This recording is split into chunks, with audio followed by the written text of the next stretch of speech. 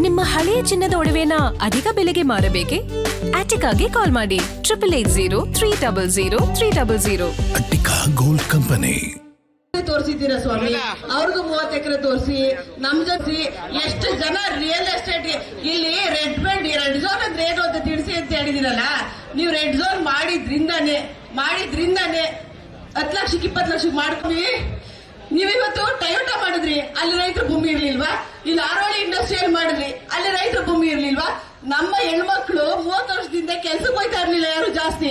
ಇವಾಗ ಬನ್ನಿ ಸ್ವಾಮಿ, ಪ್ರತಿ ಮನೇಲೂ ಫ್ಯಾಕ್ಟ್ರಿಗಳಿಗೆ ಹೋಗೋ ಇದಿದ್ದಾರೆ, ಫ್ಯಾಕ್ಟ್ರಿ ಹತ್ರ ಇದೆ. ನಾನೇ ಕಡೆಗೆ 20 ಜನ 30 ಜನ ಒಂದ್ಸಾರಿ ಒಂದು ಕೂಗಿಗೆ ಬರೋರು ಸ್ವಾಮಿ. ಈಗ ಇಬ್ರು ಬರ್ತಾ ಇದ್ದಾರೆ ರಿಯಲ್ ಎಸ್ಟೇಟ್ ಮಾಡಿರೋರು. ಇಲ್ಲಿ ಎಲ್ಲಾ ಕಾಂಪೌಂಡ್ ಸ್ವಾಮಿ ಫ್ಯಾಮಿಲಿ ಕರ್ಕೊಂಡ್ ಬಂದಿರಿಸ್ತಾ ಇದ್ದಾರೆ. ಹೊರಗಡೆ ಯಾರೇ ಬದುಕ್ತಿದ್ದಾರೆ, ಇಲ್ಲಿ ಅವ್ರಿಗೆ ಯಾರು ಕೂಲಿ ಕೊಡ್ತಾ ಇದ್ದೀರಿ? ಯಾರು ಮಾಡ್ತಾ ಇದ್ದೀರಿ ಇಲ್ಲಿ? ಕುಮಾರಸ್ವಾಮಿ ಅವರೇ, ನಿಮಗ್ ನಿಜವಾಗ್ಲು ನೈತಿಕತೆ ಇದ್ರೆ ನಾವು ನಮ್ಮ ಫ್ಯಾಮಿಲಿಯವರೇ ಮುಂದೆ ಬಂದ್ರು ಅಂತ ದಯವಿಟ್ಟು ನಮ್ ಕೂಗನ್ನು ಕೇಳ್ಕೊಳ್ಳಿ. ನೀವು ಅಲ್ಲಿ ಕೂತ್ಕೊಂಡು ನಾವು ತಡೆ ಹಾಕ್ಬಾರ್ದು, ನಿಲ್ಸ್ಬಾರ್ದು ಅಂತ ಹೇಳ್ಬೇಡಿ. ನಾವ್ ಇಲ್ಲೇ ಕೂತಿದೀವಿ ಸ್ವಾಮಿ, ನಮ್ದು 5-6 ಪ್ರಶ್ನೆಗೆ ಉತ್ತರ ಕೊಟ್ಬಿಟ್ಟು ಹೋಗಿ. ನಾವೇ ಏನು ಮಾಡ್ಸಕ್ಕಾಗದೆ ಅಂತ ಸತ್ತೋಗಿದೀವಿ. ಏನ್ ಸಾಧನೆ ಮಾಡಿದ್ರಿ? ರೆಡ್ ಝೋನ್ ಅಂತ ಮಾಡಿ, ರೆಡ್ ಝೋನ್ ತೆಗೆದು ನೀವು ಇವತ್ತು ನೀವು ಬಂದು ನೀವು ನಿಮ್ಮ ಅಕ್ಕ ಕೇಳಿದ್ರೆ ನಾವು ಉತ್ತರ ಕೊಡ್ತಿದ್ವಿ ಸ್ವಾಮಿ. ಬಾಯಿ ಬಂದಾಗ ಬೈತಾರೆ ನಮ್ನ. ನಾವು 20 ವರ್ಷ ನೋಡಿದ್ವಿ, ಅವಾಗ ನಿಜವಾದ ರೈತರಿದ್ರು. ಅವಾಗಿಂದ ನಾವು ನೋಡ್ಕೊಂಡ್ ಬಂದಿದ್ದೀವಿ. 20 ವರ್ಷಕ್ಕೆ ನಮ್ದು ರಿಯಲ್ ಎಸ್ಟೇಟ್ ಅಡ್ಡ ಹೋಗಿದೆ ಸ್ವಾಮಿ. ರಿಯಲ್ ಎಸ್ಟೇಟ್ ಅಡ್ಡ ಆದ್ರೂ ಹೋಗಿ ನ್ಯಾಯವಾಗಿ ಬೆಲೆ ತಗೊಂಡಿದಾರ?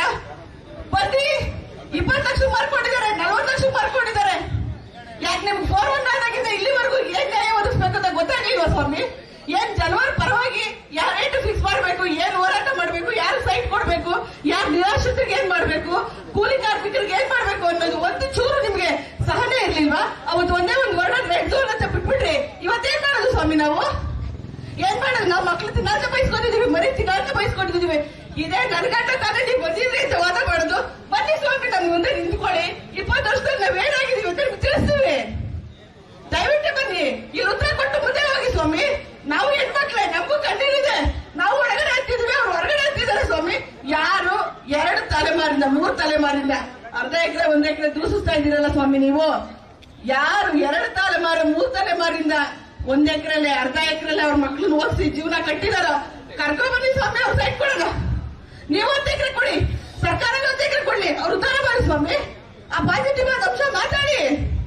ಯಾರು 2 ತಲೆಮಾರಿಂದ ಮಾರ್ಕೊಂಡು ಅರ್ಧ ಎಕರೆ 1 ಎಕರೆ ಬಂದಿರೋ ಕೌಂಟ್ ಅಲ್ಲ, ಕರೆಕ್ಟ್ ಆಗಿ ಹೇಳ್ತಾ ಇದ್ದೀನಿ. 1 ಎಕರೆ ಅರ್ಧ ಎಕರೆನೆ ಇದ್ದು ಜೀವನ ಮಾಡ್ತಾ ಇದ್ದಾರೆ. ಅವ್ರನ್ನ ದಯವಿಟ್ಟು ಕರ್ಕೊಂಡ್ಬಂದು ನೀವು ನ್ಯಾಯ ಒದಗಿಸಿ.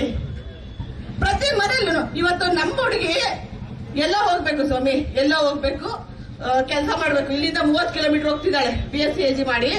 15